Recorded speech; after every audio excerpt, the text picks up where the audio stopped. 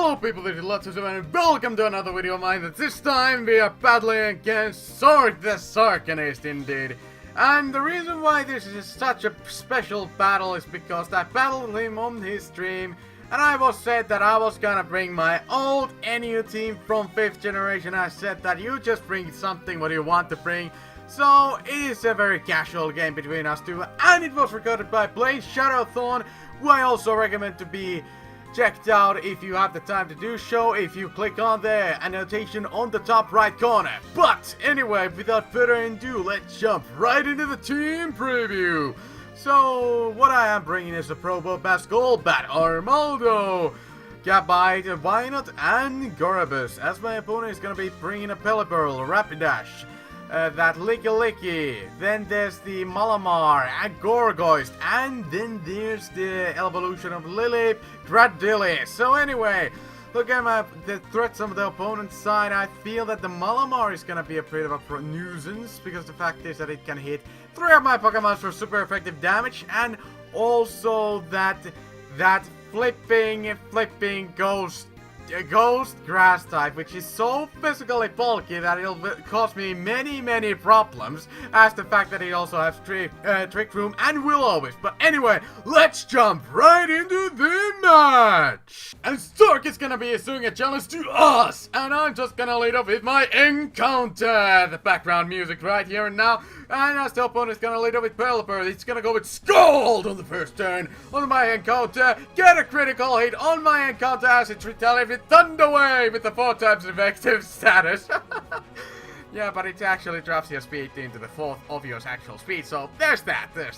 So anyway, Pelipper is gonna be paralyzed, and my encounter goes with the Volt Switch and brings it down to low red, and but the Pelipper survives.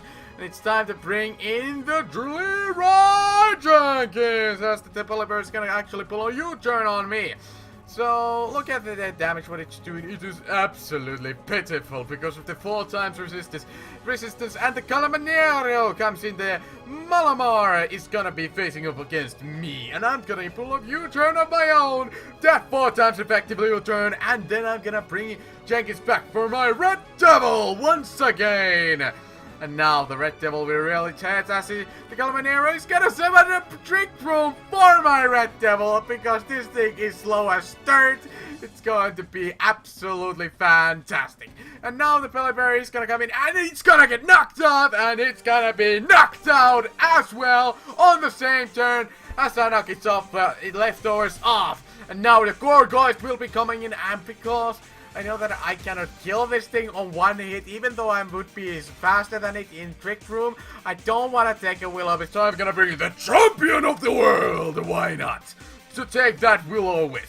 And now, my plan will be coming together, as I'm gonna go with the ENCORE, but the Gorgeist actually got with Shadow Sneak on my champion, gets a super effective hit, and I go with ENCORE on this Ghost type, forcing it to use Shadow Sneak for, I think, 3 turns. 3 or 2 turns as I'm gonna bring back my champion. And now, I will bring in my ultimate sweeper, Gone Coco. I bring in my Gorbis, and now it is a free opportunity for me to set up, because the Trick Room is gonna end. Its Aerostic does absolutely no damage whatsoever. I'm gonna set up the Shell Smash on this turn. And then this Licky comes in, and because I was expecting this Licky to have Assault Vest and then the Power Whip. I don't want to take that, so I'm gonna bring Encounter to scout out what it has. And actually it has Dragon Tail, so it shows me that it's more defensive build. So there's that. Okay, so I could have stayed in Comet Surf and do a lot of damages, but honestly, the risk was too great for me not to switch out. So the champion is gonna be switching, and then I'm just gonna make a switch to Red Devil, as the opponent is actually gonna go with another Dragon Tail on me, switching around my Pokemons. But I don't like that. Jenkins doesn't like that, as he comes in and goes with the Brave Bird, and does a fair amount of damages to this Miley Cyrus, as it's gonna set up its Wish once more. And well, first time in this battle, but because it's a Wizard operator, it doesn't mean that it's not going to set up it more than once. And now I'm just gonna whirlwind it out, because I don't want that thing to get recovery. And now the Gorgeist comes in, and thankfully it's on full HP, so that Wish will be wasted. And now, Jenkins will be going with the Brave Bird once more, predicting that the Gourgeist will not go with Will-O-Wisp on it this turn. And exactly, he knows what he's doing. He knows that the lead seed was coming his way. And now, it is time for Jenkins. Actually, well, Jenkins doesn't want to stay in, so it's time for him to, just switch out with the U-turn on the next turn after this lead seed recovery for the Gourgeist, which is actually negating the Brave Bird damage rather nicely. So, Jenkins is gonna switch itself out, and it's time for me to bring in Catherine to take that Will-O-Wisp, indeed.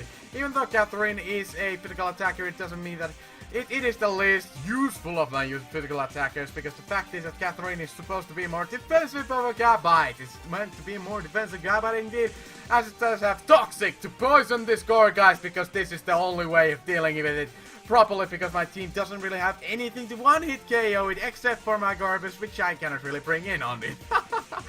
So it's gonna go with lead seed on my Catherine, and now my Catherine is gonna give some HP to that thing, but thankfully as Catherine doesn't have as much HP as Jenkins does, it doesn't give as much recovery. And now, on the turn after, I'm just gonna set up the Stealth Rock onto the field, lather those around, and now the Rapidash and pretty much everything else will take the good amount of damage, or well, a nifty amount of damage is on the switch in as the Gourgeist retaliates with the Seed Bomb on my Catherine. And now I'm just thinking, okay, do I want to save this thing or do I want to switch it out and just, leave it in?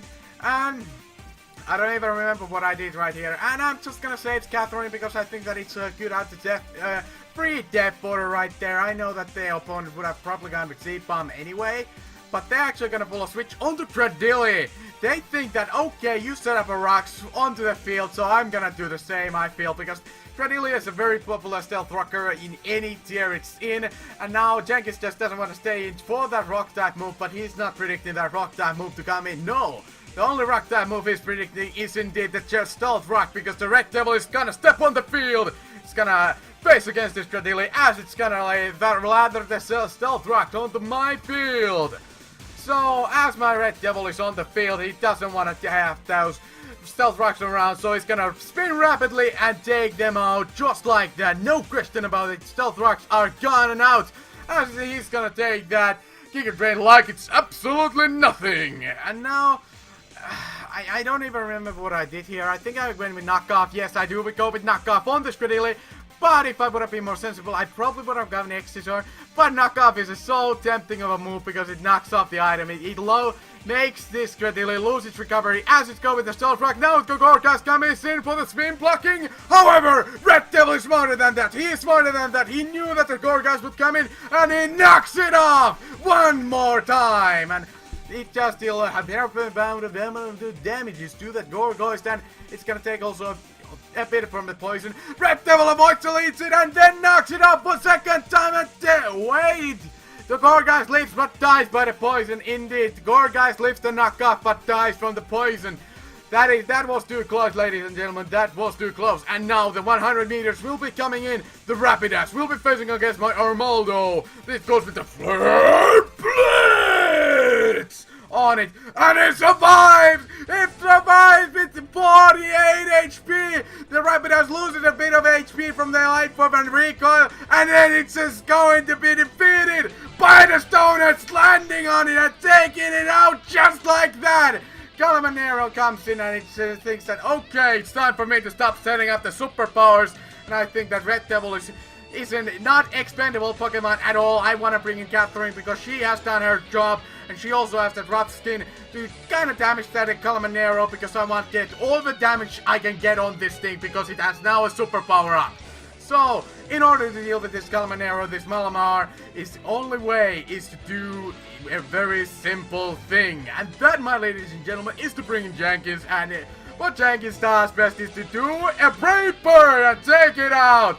It just goes with the Brave Bird. My bird, very brave, is gonna take that Calamanero out just like that, my ladies and gentlemen. It is over. The story of Calamanero is told, and Miley Cyrus will be coming in on the turn after. And now, the Pointer Stoners will be stuck into it as the Jenkins is gonna roost itself up, knowing that the Stealth Rock are under the field. He doesn't want to switch up before roosting up. And now the Miley Cyrus is gonna step up a wish And here's the thing. Here's the thing, I don't want this thing to get the wish up, so I'm gonna whirlwind it out! And because it is going to be the last game of the turn, because then my opponent acknowledges the fact that he cannot deal with what I have left, and if I get the setup on my Gorbis, it would be a game over, and that, my ladies and gentlemen, will be the match! So, thank you guys for enduring my narration, and as always, leave a like, leave a comment, and don't forget to subscribe to my channel if you indeed enjoyed my narration. Also, I would recommend you to check out my previous videos. On the top, there's a quest narration, what I did for Triple Finish Gaming, what I recommend you check out, and also on the bottom, there's a VGC battle of mine.